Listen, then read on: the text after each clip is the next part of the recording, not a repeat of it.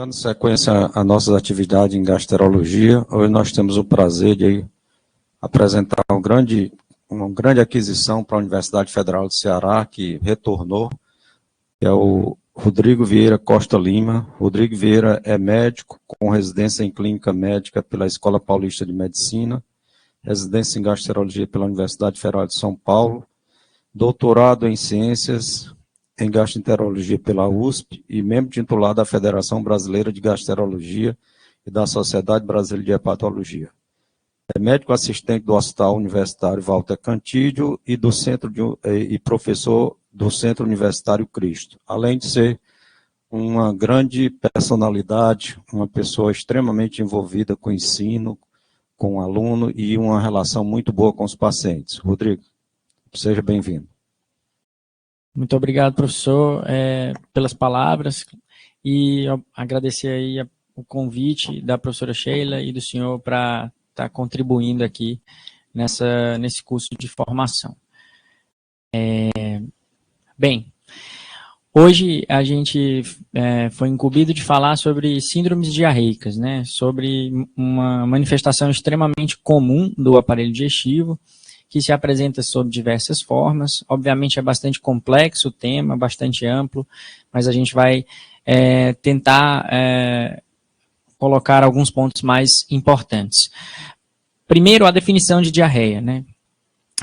A diarreia tem várias definições, incluindo o aumento da frequência de evacuações, em geral mais que 3 evacuações dia, mas também envolve o volume fecal, o peso das fezes que a gente não usa habitualmente no dia a dia e alteração de consistência, tá? E do ponto de vista de classificação, a gente classifica as diarreias em agudas, quando elas ocorrem até 14 dias, com resolução até 2 semanas, crônicas acima de 30 dias ou 4 semanas e persistentes aquelas intermediárias entre esse período. As diarreias agudas, em sua maior parte, são infecciosas. E quanto ao mecanismo fisiopatológico, nós temos diversos mecanismos que por hora se sobrepõem, por vezes se sobrepõem. Existe a diarreia osmótica, onde existe a presença de um soluto de alta osmolaridade que puxa mais fluido para o lumen intestinal. Existe a diarreia secretória, onde por algum motivo, como uma toxina bacteriana, existe o estímulo de liberação de líquido, de aumento da secreção intestinal. A invasiva, inflamatória, onde há lesão de mucosa. A diarreia motora, onde geralmente há aumento de motilidade, como no hipertireoidismo, mas também ela pode ser por redução de motilidade, predispondo ao supercrescimento bacteriano, que também leva à diarreia. E a desabsortiva, que é uma diarreia em que você evolui com um quadro que chamamos de insuficiência intestinal, com déficits de absorção. E o que é importante a gente saber é que muitas vezes, muitas doenças têm mecanismos múltiplos, não necessariamente um único mecanismo está envolvido. No caso da diarreia aguda, a gente vai falar um pouco da diarreia aguda no adulto, a gente tem formas bastante leves, né, de resolução espontânea, mas alguns casos de maior gravidade. Graças a Deus, a maioria tem um curso benigno e autolimitado, porém, cerca de 10% dos casos ainda podem demandar alguma intervenção terapêutica em função de uma maior gravidade. E as principais complicações no caso das diarreias agudas são desidratação e os distúrbios eletrolíticos. Aqui, mais uma vez, mostrando que a definição ela envolve a frequência, a alteração de consistência, e aí eu vou mostrar a escala de Bristol na sequência, que pode ser utilizada na prática para facilitar o entendimento do paciente em relação à consistência das fezes, e o aumento do peso acima de 200 gramas dia, que em raros casos a gente pode conseguir essa pesagem através de fraldas, por exemplo, mas não é algo do dia a dia. E no caso das agudas, como eu falei, a etiologia infecciosa, principalmente viral, ela é a mais frequente. Aqui a escala de Bristol, que eu mostro para vocês, que os tipos 5, 6 e 7 são aqueles associados às evacuações diarreicas. Em relação às causas infecciosas, são múltiplas, né? Aqui a gente tem alguns dos principais vírus, bactérias e protozoários. A gente não pode esquecer dos protozoários também, que em nosso meio são bastante importantes. Em relação ao quadro clínico, a gente pode simplificar e dividir em dois grandes grupos, uma diarreia aquosa e uma sanguinolenta. A aquosa seria aquela em que o aspecto das fezes é bem fluido, mas o risco maior é a evolução para desidratação. E na sanguinolenta já temos um quadro inflamatório com sangue, muco ou pus nas fezes e que pode ser mais grave. Portanto, na sanguinolenta a gente tem causas mais frequentes. Geralmente são causadas por bactérias invasivas e ela se comporta como uma diarreia colônica, uma diarreia baixa de caráter invasivo. O paciente geralmente ele refere um grande número de evacuações de pequeno volume, que podem conter sangue e mucopus, como eu falei, associada a tenesmo, que é aquela vontade persistente de evacuação, dor retal e pode ter um quadro sistêmico importante com febre e dor abdominal. A gente, inclusive, deve diferenciar de causas de abdômen agudo. Elas têm leucócitos e sangue fecais positivos, há também outros marcadores que a gente vai falar mais na diarreia crônica, que é a calprotectina, que também se eleva nessas situações. E as causas principais das diarreias inflamatórias agudas são Shigella, Salmonella, Campylobacter, Yersinia, o Clostridioides, a Escherichia coli enteroinvasiva e enterohemorrágica e a ameba no caso dos parasitas. Na diarreia não inflamatória, ou seja, na aquosa, a gente mais frequentemente tem um vírus associado ou algumas bactérias produtoras de toxinas. Ela já se comporta como uma diarreia de Delgado, que é um padrão de diarreia alta, em que as fezes são de grande volume, sem sangue, e o risco é a desidratação. Costuma ter sangue leucócito negativo, e causas frequentes são a giardia, as causas virais todas, a cólera e as principais cepas de Escherichia coli. Vou falar um pouquinho sobre algumas classificações, alguns agentes específicos. No caso da Escherichia coli, nós temos 3 cepas que causam uma diarreia não inflamatória e 2 cepas que causam diarreia inflamatória, como a gente está vendo aí, a enterohemorrágica e a enteroinvasiva. A Escherichia coli enterotoxigênica é um modelo de bactéria porque ela causa a chamada diarreia dos viajantes, que é um termo utilizado muito no exterior para viagem de locais de risco.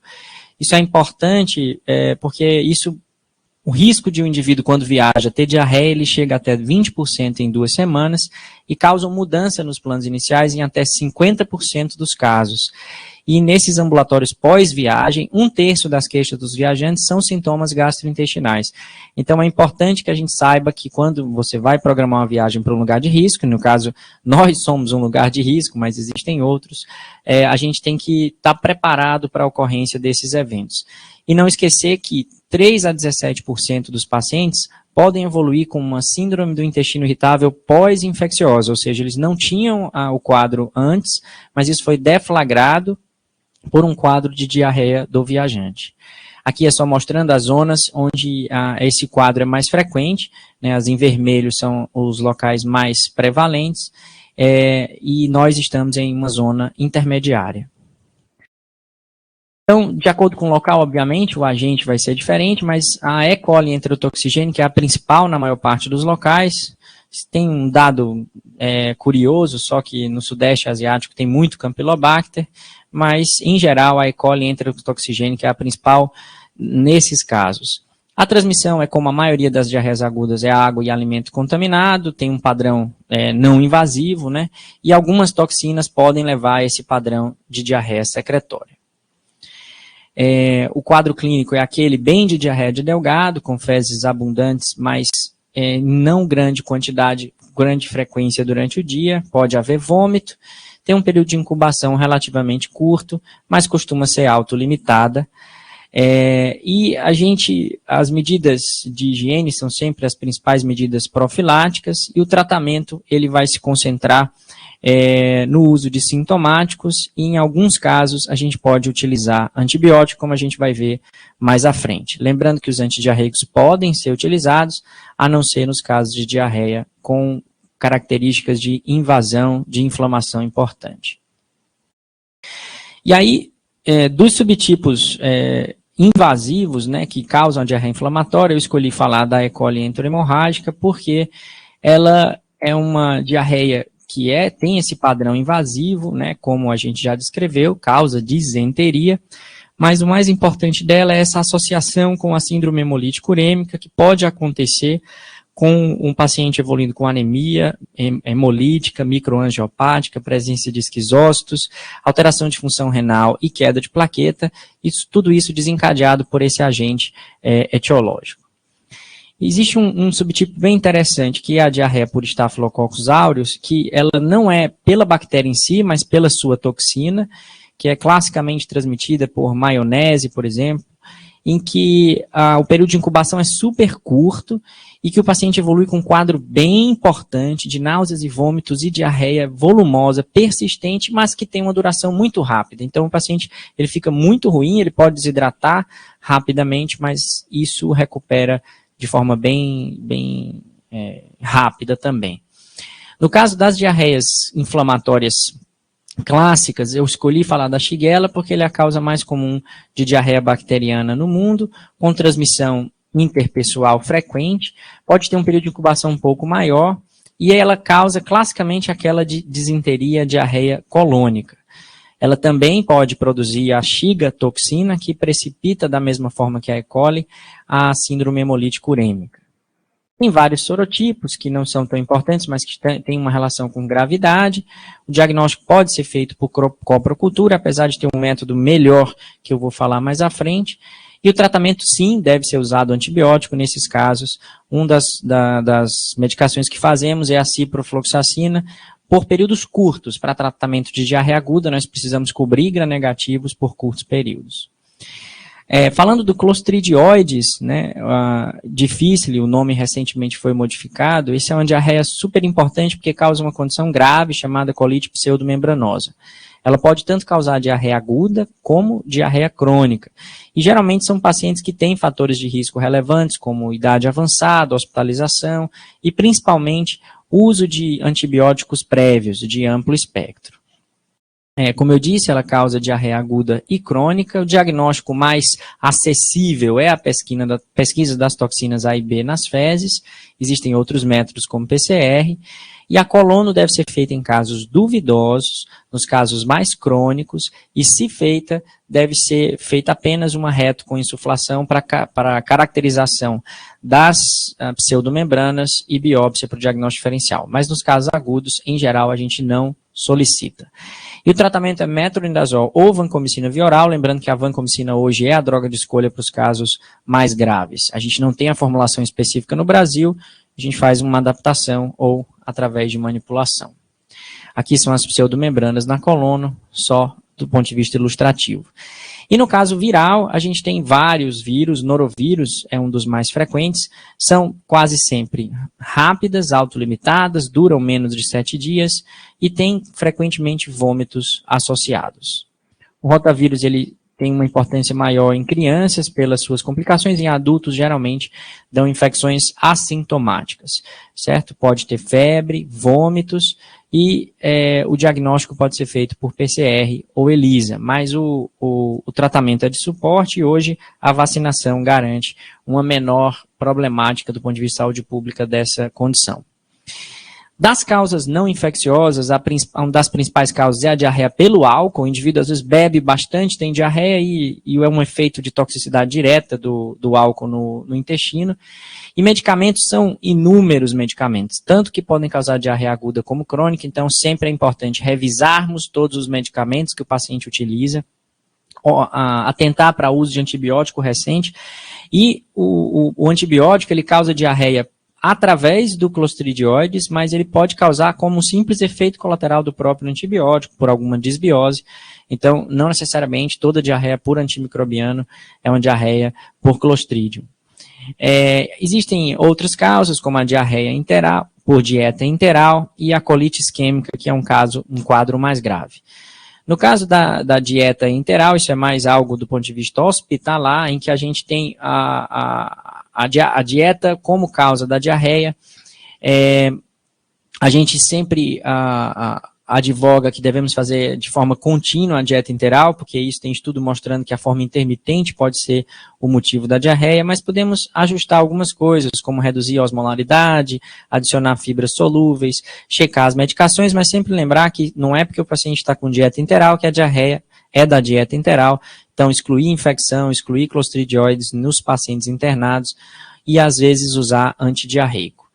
A colite isquêmica é uma causa bem mais grave de diarreia, que acontece mais do ponto de vista hospitalar, em que o paciente tem uma doença aterosclerótica de base, procedimentos grandes, como cirurgias de aorta, e o tratamento, o diagnóstico ideal é feito através da tomografia, e a complicação maior seria a perfuração com necessidade de cirurgia de imediato. Aqui é só lembrando a vascularização do cólon. Aqui são exemplos de colite isquêmica que é de forma leve, intermediária e grave, e aqui nesse segundo caso, somente uma evolução na fase aguda e após a melhora com completa resolução do quadro. Mas o mais importante, assim, eu dei uma geral em relação às etiologias, mas o mais importante vem agora, que é como abordar um paciente com diarreia aguda, porque nem sempre a gente tem os exames necessários disponíveis para identificação do agente etiológico. Então, tudo começa com a avaliação de história, quando começou, né, porque se for agudo, ele tem que ter no máximo 14 dias de evolução. A gente tem que ter cuidado com, às vezes o paciente, ele refere que está há poucos dias com diarreia, mas quando você esmiuça um pouco mais, ele tem uma diarreia crônica intermitente, não uma diarreia aguda. Então a gente tem que ver a duração, a frequência de evacuação, tentar caracterizar se é uma diarreia de colo, uma diarreia de delgado, a caracterização das fezes, se tem produtos patológicos, se tem muco, pus ou sangue, e os sintomas associados são extremamente relevantes. A presença de febre, por exemplo, a presença de perda ponderal pode nos nortear em alguns casos. A história de viagem recente é sempre importante, a história epidemiológica. Se o paciente mora em casa de repouso, ou se é, por exemplo, um profissional que trabalha com crianças, ele tem um maior risco de parasitas como agente da diarreia, se usou recentemente antibiótico, como a gente falou, se teve internação recente, se tem gravidez ou imunossupressão, é óbvio que a diarreia no imunossuprimido é um outro mundo em que mudam-se os agentes etiológicos, por exemplo, Cryptosporidium, Micróspora, Isóspora, são agentes que acometem mais os imunossuprimidos, então a gente tem que avaliar tanto o histórico de doenças que levam à imunossupressão, como o uso de medicações imunossupressoras. Em relação ao exame físico, o principal no exame físico, o foco do exame físico na diarreia aguda é avaliar o estado de hidratação. Avaliar se há oligúria, se o paciente tem boca seca, refere sede excessiva, se está taquicárdico, porque as principais complicações que levam ao óbito têm a ver com o estado de hidratação do paciente. A avaliação dos sinais vitais é extremamente relevante, incluindo a temperatura, mas a sensibilidade abdominal também. O exame físico abdominal é fundamental, porque várias causas de abdômen agudo se manifestam como diarreia aguda, como a apendicite pode acontecer na diverticulite, então examinar o abdômen do paciente é fundamental para descartar uma causa cirúrgica. E do ponto de vista de exame laboratorial, a gente sempre uma dúvida que a gente tem é se precisa ou não precisa solicitar exame em diarreia aguda e qual exame solicitar. Então, quando pedir exames, a gente não tem uma regra absoluta, mas a gente tem regras gerais, que são basicamente aqueles pacientes que têm uma tendência a evoluir de forma mais grave, os imunossuprimidos, bem mais idosos, aqueles pacientes claramente desidratados, com desidratação grave que mereça internação hospitalar, febre alta persistente, sangue nas fezes. Se é uma quantidade muito grande de evacuação dia, a gente só tem que lembrar de não confundir com incontinência fecal. Às vezes o paciente considera a evacuação um pequeno escape e na verdade não é. E se tem suspeita de infecção hospitalar. Então esses são os grupos de pacientes que a gente tem uma maior tendência a fazer solicitação de exames. E quando a gente pede exame, a gente pede o quê, né, na diarreia aguda? A gente pode pedir exames de fezes. Os leucócitos fecais, na prática, não funcionam muito bem, porque não tem nenhuma disponibilidade, nem um resultado tão rápido, assim como a calprotectina.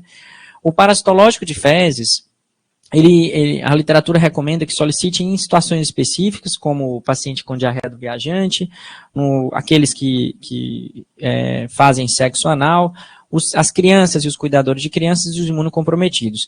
Porém, existe também a possibilidade de tratamento empírico, tá, numa zona de alta prevalência como a nossa. Isso não pode se refletir para qualquer região, mas, por exemplo, na região Nordeste, como a gente tem alta prevalência de parasitas, a gente poderia optar pelo tratamento empírico. E a toxina do Clostridioides a gente vai pedir quando? Se tem uso de antibiótico recente e se tem história de internação recente, ou seja, nos casos em que a suspeita desse agente ela se torna maior. Do ponto de vista de cultura, a coprocultura é um exame com baixa sensibilidade, em torno de 10%, que a gente não faz de rotina, mas nos pacientes muito graves, como a gente está vendo aqui, a gente pode solicitar, porque em casos positivos pode guiar a terapia antimicrobiana. O exame melhor que, se disponível fosse em todos os locais para avaliação de diarreia aguda, é o PCR multiplex, o Film Array painel gastrointestinal. Por quê? Porque, na verdade, você estuda todas as principais causas de diarreia com uma única amostra de fezes.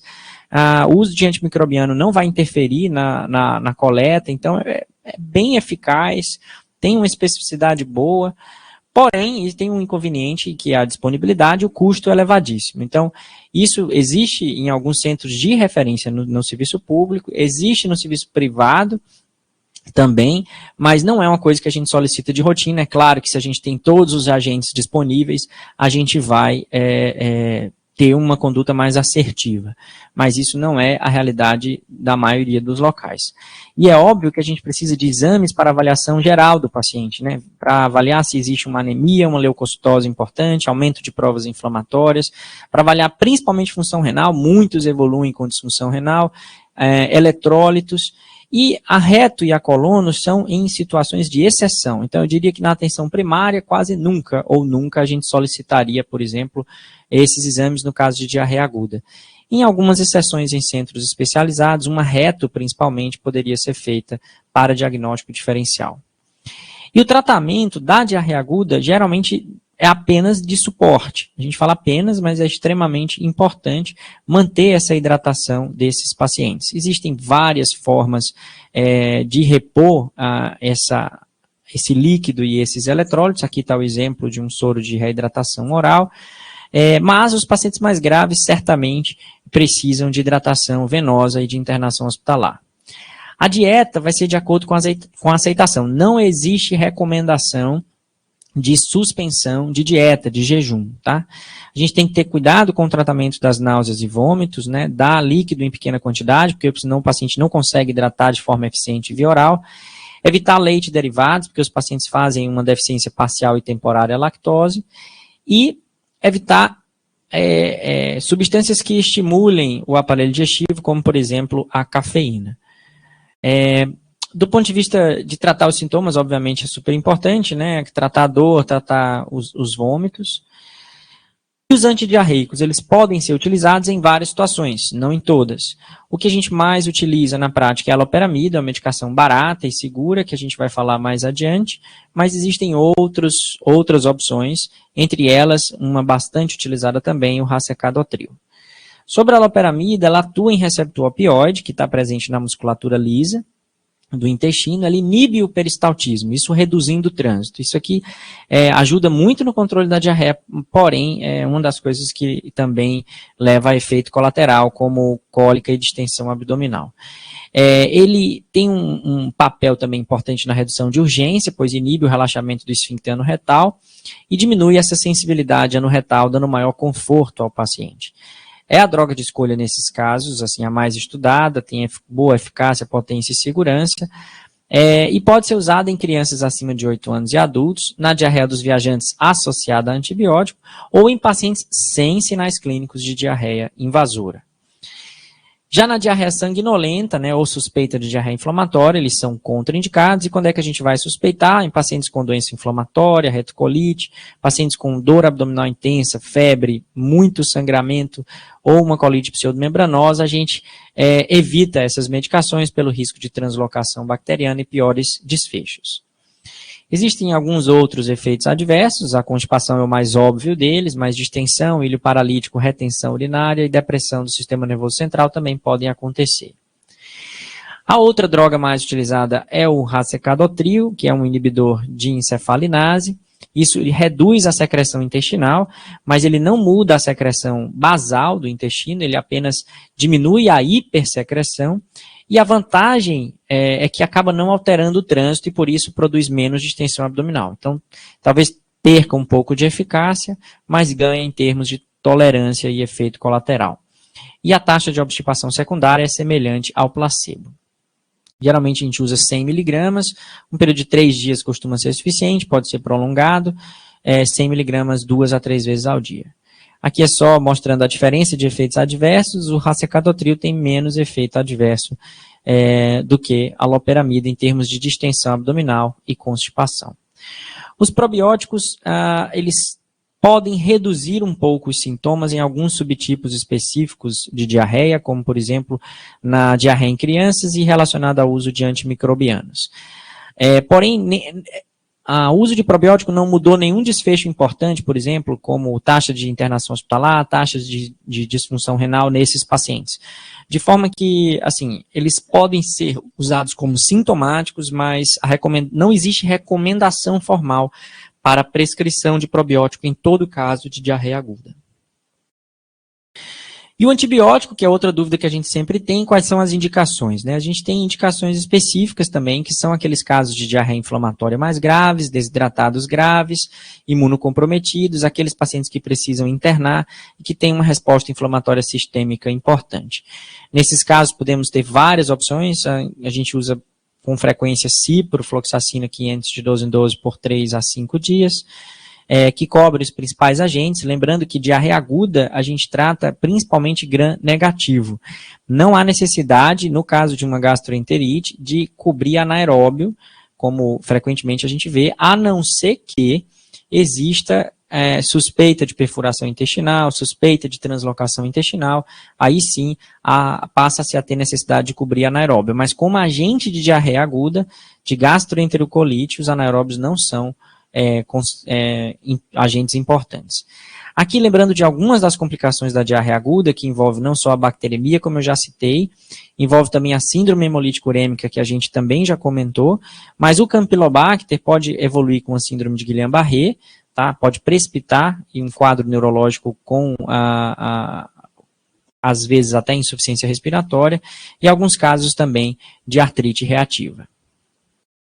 Como conclusões da diarreia aguda, tá? É uma doença autolimitada que tem resolução espontânea quase sempre. Devemos investigar a história epidemiológica, o histórico alimentar, né? Inclusive documentar surtos, se for o caso. A maioria tem a etiologia infecciosa, principalmente viral. A principal causa de óbito é a desidratação. Sempre rever os medicamentos utilizados por os pacientes. Reidratar esses pacientes ou manter o estado de hidratação é a terapia mais importante. As drogas antidiarreicas são seguras, podemos usar a loperamida e o racecadotril, porém não devem ser utilizadas nas diarreias inflamatórias. Os pacientes com sinal de alarme devem receber antibiótico empírico. Pode ser guiado? Pode, através do painel que a gente mostrou, mas isso não é realidade na maior parte dos casos. E no caso de ausência de resposta às medidas iniciais, um especialista deve ser acionado.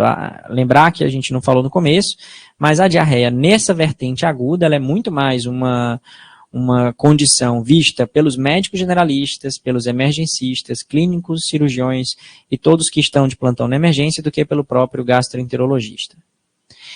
E no caso da crônica, pessoal, a definição de diarreia crônica, ela se baseia nos mesmos parâmetros da diarreia aguda em relação à frequência, consistência e peso fecal. Entretanto, o que muda é o tempo de evolução acima de 4 semanas. Lembrar que ela sempre pode ser uma doença do próprio TGI, mas frequentemente doenças sistêmicas se manifestam com diarreia crônica.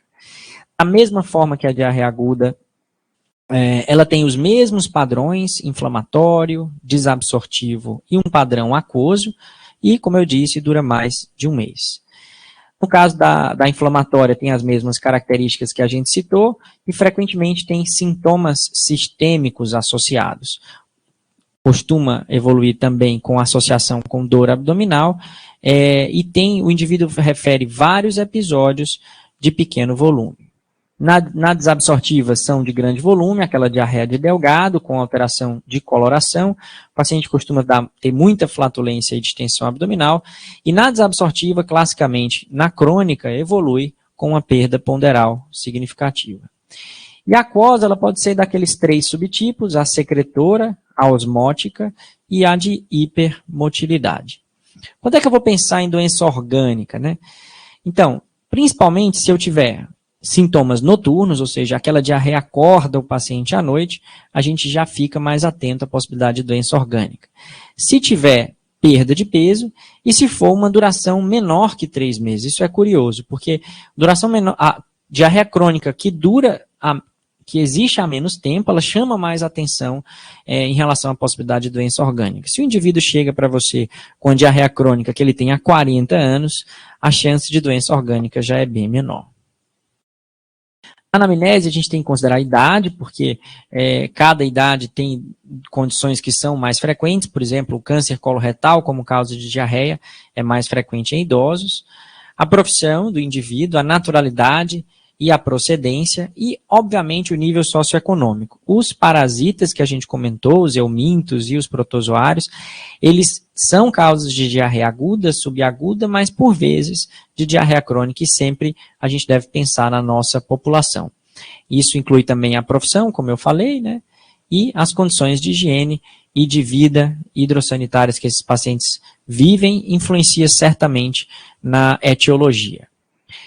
A gente sempre tem que caracterizar as fezes naqueles mesmos padrões que a gente avaliou, na anamnese, ver o número de evacuações, o tempo de evolução, e se é uma doença, uma evolução contínua, progressiva, ou uma diarreia intermitente. Da mesma forma, na crônica, nós avaliamos a escala de Bristol e mostramos ao paciente. E o que é mais importante, principalmente para quem está na atenção primária, é observar se há sinais de alarme nesse quadro clínico, né? Se tiver uma diarreia crônica com sangue, a presença de anemia não explicada, principalmente uma anemia ferropriva, em que não existe uma perda de sangue não evidente por outros locais. Se tiver uma diarreia noturna com perda de peso, ou um paciente com história familiar de câncer de cólon, isso é o que a gente chama de red flags, que exigem uma investigação mais invasiva. Em relação às medicações, nós temos inúmeras medicações que causam diarreia, tá? Incluindo a metformina, que é muito utilizada na atenção primária. Os anti-inflamatórios podem causar colite por Aine, inclusive um quadro de diarreia inflamatória, apesar de serem anti-inflamatórios. Levotiroxina, principalmente se usada de forma recreativa, como se usa hoje em dia para tentativa de perda de peso, que alguns indivíduos prescrevem de forma não adequada. A colchicina, antiácidos com magnésio, imunossupressores, os antibióticos a gente já citou, e alguns quimioterápicos, o irinotecano é bem tipicamente causador de diarreia. A olmesartana, que é um antipertensivo também muito prescrito, causa uma diarreia semelhante, com um mecanismo semelhante à doença celíaca. Mas cuidado com as fórmulas que atualmente as pessoas utilizam, porque as pessoas acham que não é remédio e, na verdade, são uma combinação de coisas que acabam levando à diarreia. Em relação às comorbidades, as doenças pancreáticas costumam levar à insuficiência exócrina. Tanto o hiper como o hipotireoidismo podem ser causas de diarreia crônica. O diabetes é uma causa extremamente frequente, tá? Tanto por descontrole glicêmico, que pode gerar já uma alteração de motilidade, como pela neuropatia autonômica gerada pela doença. As imunodeficiências, as doenças do colágeno, como o lúpus, esclerose sistêmica, úlceras de repetição, ou se existe quimio ou radioterapia prévia, por exemplo, a radioterapia na região pélvica pode levar a uma colite actínica, também levando a uma diarreia crônica. As cirurgias prévias são muito importantes, alguns pacientes, só pelo fato de terem retirado a vesícula, evoluem com a diarreia colerética, por toxicidade dos sais biliares. Cirurgia bariátrica, frequentemente o paciente tem diarreia, ou pacientes que fizeram ressecções ileais ou gástricas importantes podem evoluir com diarreia. Aqui os exemplos das bariátricas mais realizadas atualmente, né, o bypass e a sleeve. E elas podem evoluir, a bariátrica são inúmeros mecanismos que podem levar à diarreia, desde um intestino curto, a má absorção de carboidrato, uma enteropatia perdedora de proteínas, ao supercrescimento bacteriano, má absorção de ácido biliar e pós-vagotomia. Outros antecedentes são muito importantes, como eu falei, o consumo de álcool e outras drogas, avaliar a dieta do paciente, se não tem um conteúdo muito hiperosmolar, que pode estar gerando a diarreia, inclusive o uso excessivo de adoçantes, por exemplo. E, obviamente, sempre considerar doenças psiquiátricas associadas, porque elas podem estar contribuindo para o caso. Na história familiar, sempre lembrar das neoplasias, porque o câncer de cólon é causa de diarreia, doença celíaca, há necessidade de investigação dos parentes de primeiro grau, e doença inflamatória intestinal são mais comuns em determinadas famílias. O exame físico do paciente com diarreia crônica geralmente é normal, mas alguns dados são muito importantes, como, por exemplo, avaliar o estado nutricional desse paciente, né? Frequentemente, eles estão desnutridos, eles têm perda ponderal, têm sarcopenia, e a região perianal, se queixa anal, para avaliação de, por exemplo, fissuras, fístulas e outras condições que podem estar associadas nesses casos de diarreia crônica. Existem alguns achados que eventualmente podem nos sugerir determinadas etiologias, como, por exemplo, um pioderma gangrenoso, nos fazendo pensar em doença inflamatória intestinal como causa da diarreia, assim como o eritema nodoso, como vocês podem ver. Alguns pacientes têm achados clássicos e nós, gastroenterologistas, somos procurados por diarreia, quando na verdade ele tem ou uma condição sistêmica que está levando à diarreia, aqui a oftalmopatia de Graves, né, e esse bócio. Algumas doenças de pele, como a dermatite herpetiforme, são a manifestação da doença celíaca, então às vezes lesões de pele podem nos sugerir o diagnóstico. O uveíte também frequentemente está associado às doenças inflamatórias do intestino. E a presença de resistência à insulina, vista nos exames, mas também através de achados do exame físico, podem nos sugerir que o indivíduo seja diabético e a diabetes seja a causa da diarreia. Aqui um flushing de um paciente com síndrome carcinoide, que é uma causa um pouco mais rara, mas que também são dados do exame físico que podem nos ajudar no diagnóstico. Em relação aos padrões, cada padrão fisiopatológico tem algumas causas frequentes. No caso da diarreia osmótica, a mais comentada é a intolerância à lactose. Na diarreia secretória, os mecanismos são múltiplos, que envolvem desde doenças endócrinas, como a doença de Addison, tumor carcinoide, diabetes, incluindo a doença inflamatória intestinal. Mas o padrão mais típico da doença inflamatória é, tanto a Crohn como a retocolite, uma diarreia bem inflamatória, mas aqui a gente tem vários outros exemplos, como a colite actínica, que a gente já citou, a colite isquêmica também. E a desabsortiva, o exemplo mais clássico seria a doença celíaca, mas doença de Crohn também pode contribuir com esse mecanismo, e giardíase, que é frequente na nossa população. Não esquecer que nem sempre o intestino é o problema, e algumas diarreias por esteatorreia com má absorção, o pâncreas é o responsável, o indivíduo tem uma insuficiência exócrina com menor liberação de enzimas pancreáticas e, consequentemente, má absorção.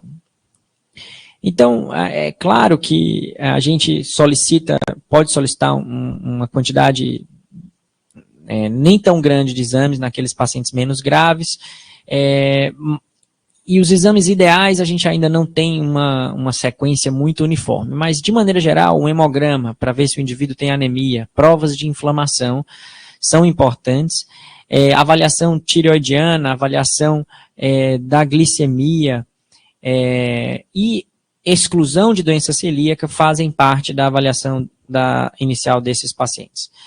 E se você não tiver nenhum dado importante na anamnese, exame físico, e nem na avaliação laboratorial inicial, existe uma chance desse indivíduo ter uma diarreia funcional e você vai avaliar se ele preenche os critérios de Roma 4 ou para diarreia funcional ou para síndrome do intestino irritável, forma diarreica, tá? Que seria o diagnóstico mais frequente. No indivíduo, obviamente, sem nenhum sinal de alarme. Mas se algum dado desse for positivo, você considera uma diarreia orgânica e vai partir para a investigação mais invasiva. Entretanto, ressaltar mais uma vez que não há consenso em quais exames devem ser solicitados e o que o mais importante é a gente saber que a história e o exame físico é que vão nortear essa investigação. Do ponto de vista de má absorção, quando o indivíduo tem caracterizado a má absorção, aí nós já temos condições um pouco mais graves ou importantes. A gente tem que fazer a avaliação de insuficiência pancreática exócrina, pensar em supercrescimento bacteriano, se disponível fazendo um teste respiratório, e uma enteropatia com todas as suas causas, como doença celíaca e outras doenças autoimunes. Na doença celíaca, o que é importante é a gente, no paciente de baixa suspeita, que é aquele quadro inicial, se a gente tiver uma sorologia negativa, a gente já consegue excluir esse diagnóstico com uma certa precisão.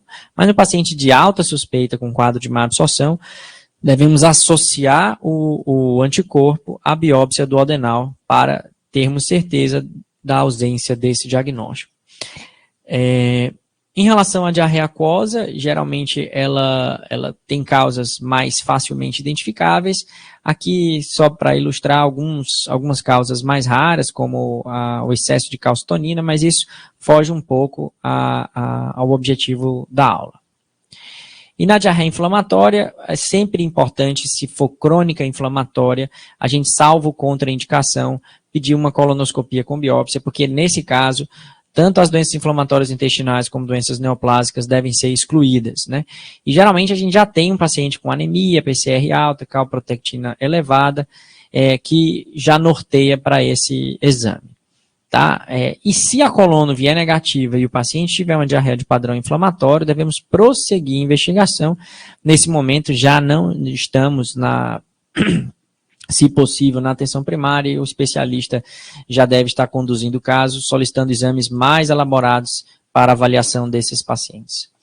Então, na avaliação inicial desse paciente, assim, isso aqui tem um pouco de opinião do autor, assim, o que poderia fazer, né, em relação à atenção primária, né? O que você poderia investigar e, às vezes, por vezes, evitar um encaminhamento desnecessário para um especialista, né? A gente pode, por exemplo, avaliar função tireoidiana com TSH, que é disponível na rede pública, avaliar a glicemia de jejum, porque pode ser um diabético, e às vezes você tenta compensar o diabetes antes de encaminhar esse paciente para o especialista. Um hemograma com provas de inflamação são bastante norteadores em relação à diarreia, porque se ela tiver uma anemia com provas inflamatórias elevadas, isso já merece uma investigação mais invasiva. O tratamento empírico de parasitose é uma alternativa, ou a solicitação de amostras de parasitológicos de fezes também. A investigação do HIV, porque se o indivíduo foi imunossuprimido, às vezes a gente já recebeu pacientes até no próprio hospital universitário que veio com diarreia crônica e no final das contas era um HIV não diagnosticado.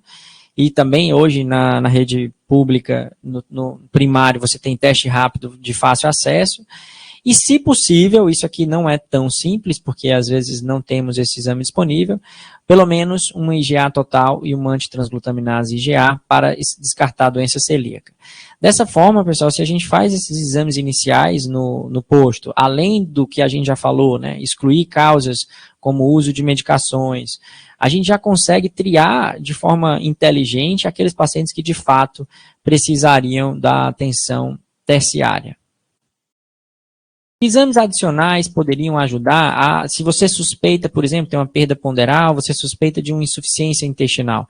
Aí você vai avaliar principalmente marcadores que denotam algum grau de desabsorção, como os exames do metabolismo do ferro, vitamina B12, vitamina D, eletrólitos, principalmente magnésio, que é um marcador precoce de, por exemplo, de insuficiência pancreática, e a albumina, que ela também é muito importante porque esses pacientes que evoluem com tanto desabsorção como diarreia inflamatória, frequentemente têm perda entérica de proteína e acabam tendo albumina mais baixa. Então, chama a atenção aqueles pacientes que tiverem albumina mais baixa.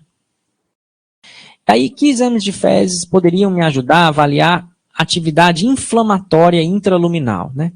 O exame que a gente mais usa hoje é a calprotectina fecal. Então, você ficou na dúvida, é um paciente com diarreia sem sangue, mas você acha que pode ser, por algum motivo, um componente inflamatório, por exemplo, um VHS-PCR aumentados, uma anemia de doença crônica.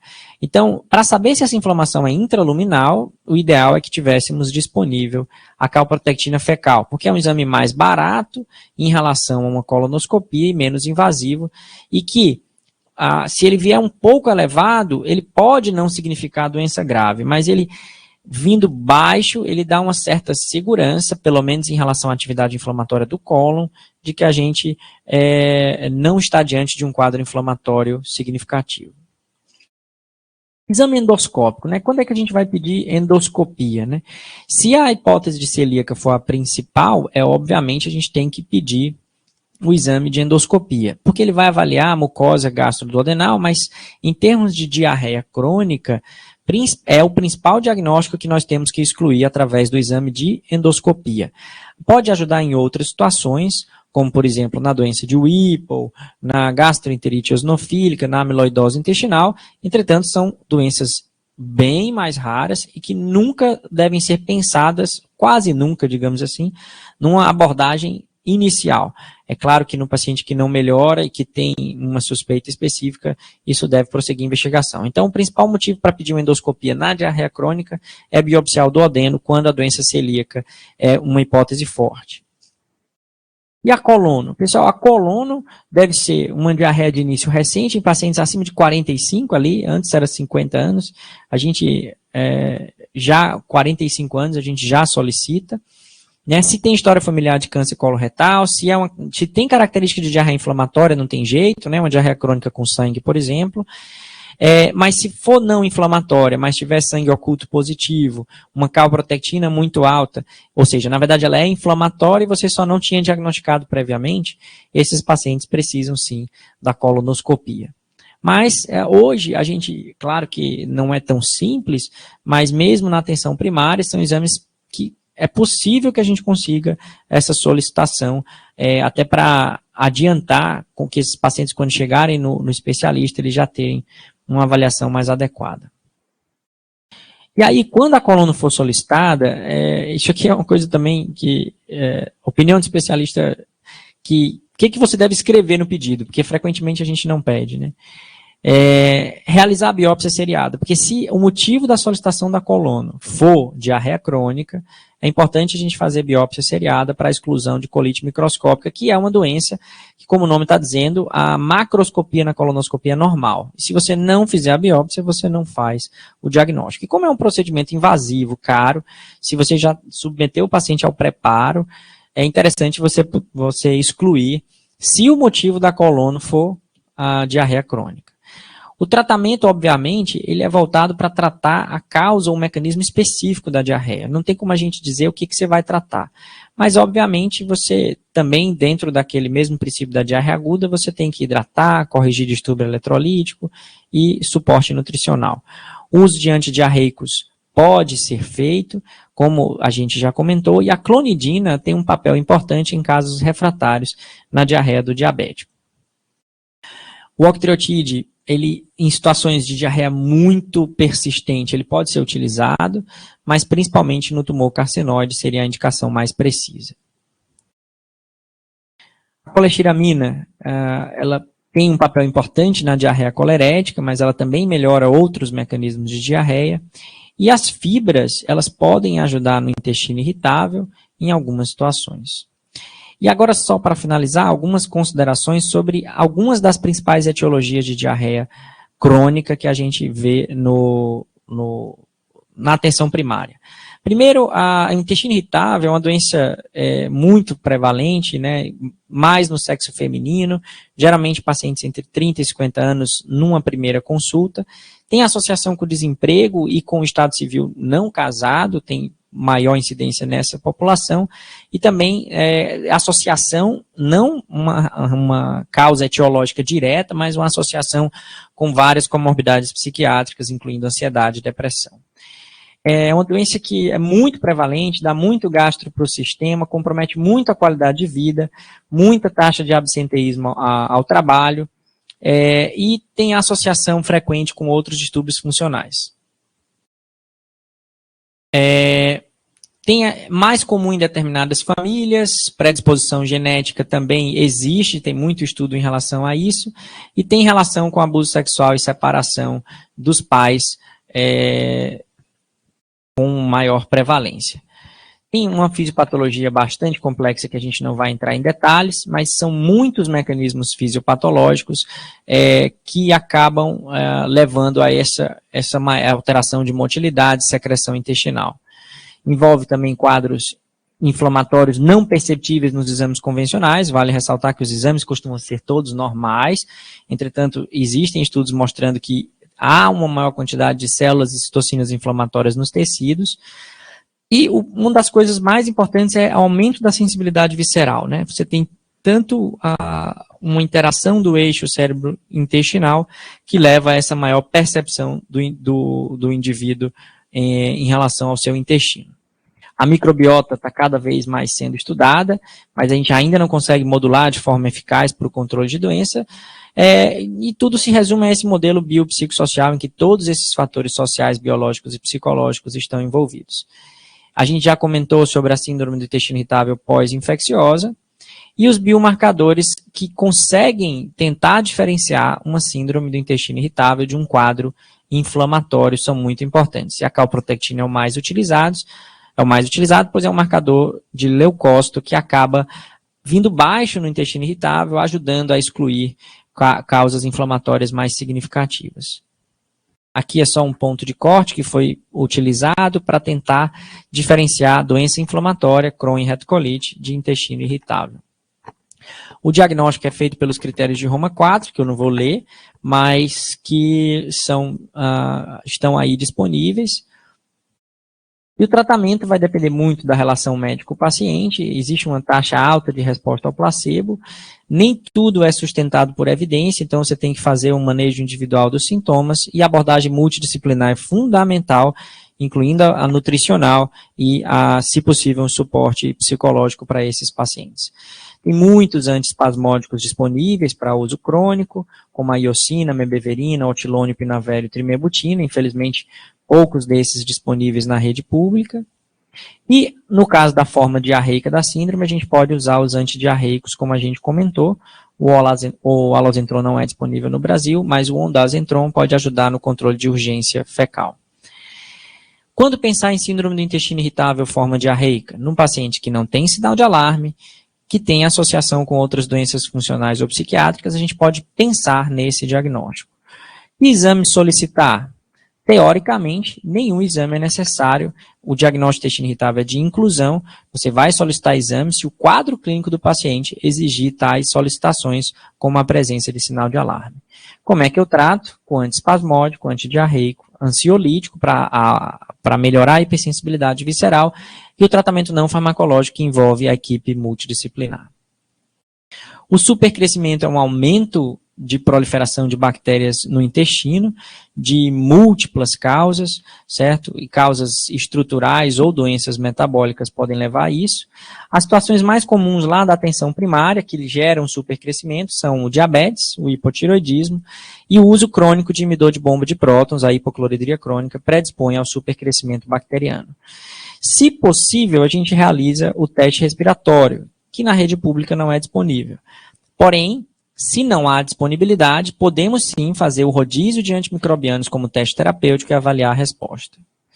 A doença celíaca é uma doença imune, né, do intestino delgado em indivíduos predispostos. Quando é que eu vou investigar a celíaca? A recomendação é em todos os casos de diarreia crônica. E como é que eu vou investigar? Se o paciente tem baixa suspeita, a gente vai solicitar apenas o IgA total, para excluir deficiência de IgA, e o antitransglutaminase IgA ou antiendomise IgA. Não precisa solicitar os dois. Agora, se for um paciente de elevada suspeita de celíaca, por exemplo, um paciente com dermatite herpetiforme, você solicita a avaliação sorológica e a biópsia de duodeno por endoscopia. E se eu tiver dúvida em casos duvidosos, eu vou encaminhar para o especialista, mas em algumas situações, quando tem discordância entre a sorologia e a biópsia, pedimos a avaliação genética do HLA, DQ2, DQ8.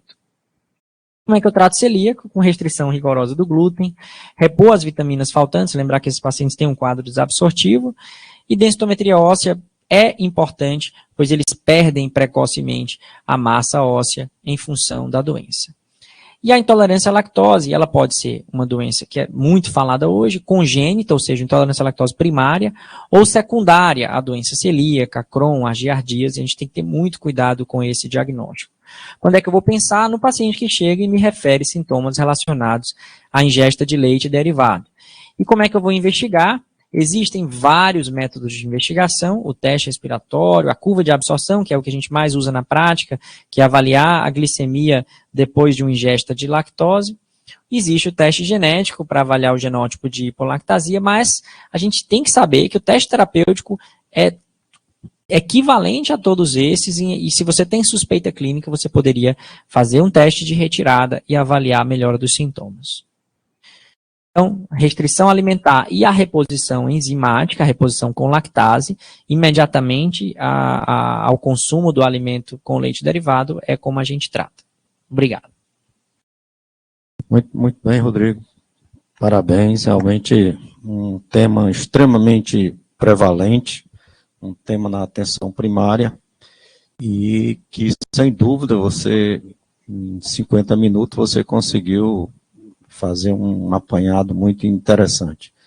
E, Rodrigo, é muito comum os pacientes perguntarem que tipo de comida eles devem evitar, né? Além do leite, que você frisou muito bem, além da orientação da reposição hidroeletrolítica, né?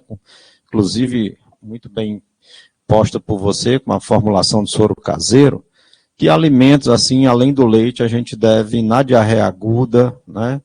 Autolimitada, que a gente sabe, a gente deve orientar os pacientes. Bem, existem alguns alimentos que estimulam o TGI, né? Como eu comentei, a cafeína, hoje é muito comum o consumo, por exemplo, de energético, né? E energético, sem dúvida, também estimula o TGI. Alimentos mais gordurosos e alimentos hiperosmolares também podem levar à piora do quadro. Eu acho importante a gente evitar que o paciente fique sem se alimentar, porque isso piora o prognóstico. Então, assim, às vezes ele diz, não vou comer nada porque isso vai gerar, vai demorar mais essa minha diarreia se eu comer. E, na verdade, não, ele precisa alimentar, né? É claro que evitar os excessos, evitar o excesso de carboidrato também, porque também pode ter um efeito osmótico. Eu acho que é a recomendação geral para esses pacientes, mas o cuidado para manter a alimentação. E aquelas ideias também, né, Rodrigo? Mamão, melão, ameixa, né? Esses alimentos que também manga, que é um consumo muito comum no nosso meio, né? É interessante também a gente orientar para reduzir, né? Sim, sem dúvida. Sim. É aquela história da banana, da maçã, água de coco, que as pessoas às vezes tomam 2 copos de uma vez só, e aí tem um efeito osmótico também, né? Sim. Tem que orientar também que a água de coco, se for utilizada, tem que ser em pequenas quantidades. Pequenas quantidades, exato. E dizer que vai ficar, né? Isso aí vai ficar no YouTube para acesso. Eu acho que essa atualização que o Rodrigo fez foi muito importante, né?